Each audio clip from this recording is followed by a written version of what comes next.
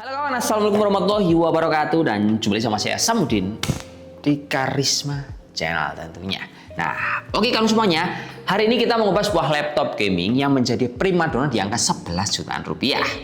Alasannya, karena laptop ini dia punya dapur pacu mentereng yaitu Ryzen 7 7000 series, tandemnya sama VGA RTX 3050 VRAM 6GB, sistem cooling dual fan, tampilan body design cakep simpel kayak gini, terus dia itu punya exhaust ekornya mirip kayak mobil sport.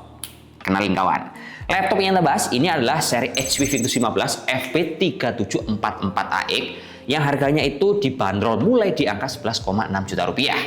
Nah, dari tipe ini bro ya, langsung aja kita detailkan speknya supaya teman-teman bermudah kalau mau beli tipe ini. Nah, laptop ini kan dia pakai dapur pacu Ryzen 7 7445HS. Prosesor ini bro, dia itu tandemnya sama seperti yang kita bahas di awal, yaitu VGA RTX 3050 VRAM 6GB, TGP-nya di angka 50 watt. RAM-nya tentu aja dia dual channel, udah dikasih 16GB DDR5.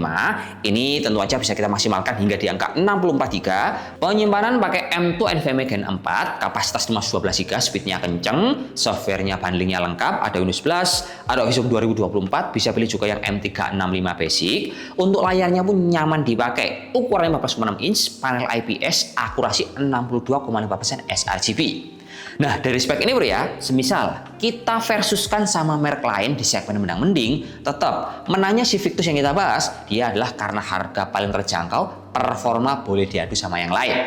Entah itu sama MSI, sama Acer Nitronic 16, sama punyanya si Asus TUF, ataupun punya LOG. Nah, memang konfigurasinya beda. Dia bukan yang paling tinggi, cuman ini paling affordable untuk memenuhi kebutuhan kalian. Semisal ini kita lihat dari segi minimum requirement untuk software berat, laptop ini juga cukupan. Entah itu dibuat untuk kebutuhan ngedesain, kalian programming, animasi, hingga untuk kebutuhan analisis data yang gede, ataupun untuk produktivitas kayak software basic Office dan lain-lain, ini udah cukup nyaman sekali.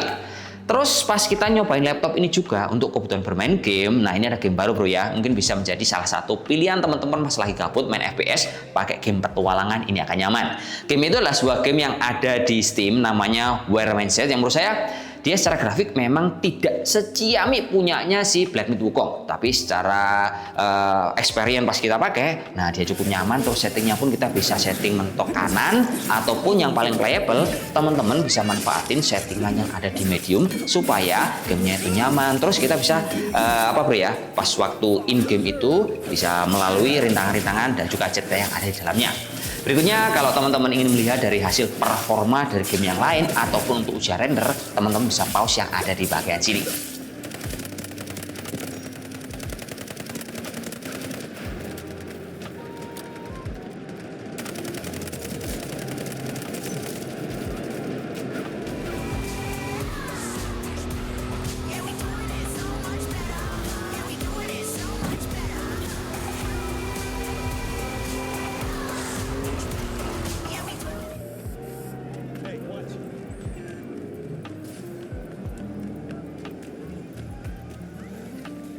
As you were saying. There you are.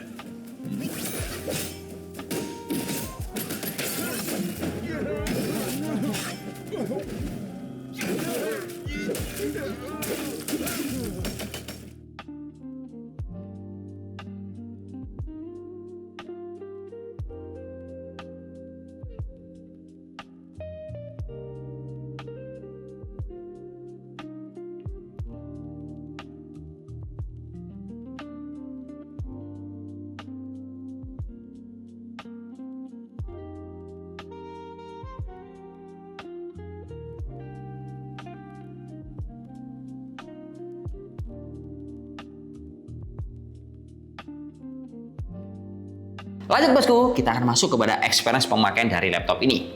Nah, sebenarnya kalau kita lihat dulu ya sekilas, laptop ini memang tidak ada perubahan dari seri yang sebelumnya. Full body tetap bermaterial dari plastik ABS seperti ini, mulai dari cover, bagian palm rest hingga penutup bagian bawah. Tapi bobot ini nggak terlalu berat bro, karena cuma di angka 2,1 kg, terus tebalnya di angka 23,4 mm. Jadinya pas dibawa-bawa termasuk adaptor, ini juga tetap nyaman di tas ransel kalian. Lalu laptop ini juga punya layar ukuran laptop game standar, yaitu 15,6 inch. Mungkin kurangnya si Victus 15 ini bro ya, di harga 11 jutaan, akurasinya memang tidak 100% sRGB, melainkan cuma di angka 62,5% sRGB. Tapi sebenarnya kalau kita gunain untuk ngedesain yang memang gak pro amat, ataupun kalian bikin video itu kayak gini, ini udah cukupan sekali menurut saya. Terus untuk penggunaan kamera, laptop ini juga seperti yang bisa kalian lihat, hasilnya cukup bening dengan data yang bisa kalian coba seperti ini. Nah, bro, hasil ini adalah pengujian dari kamera si Victus 15 yang kita bahas sekarang.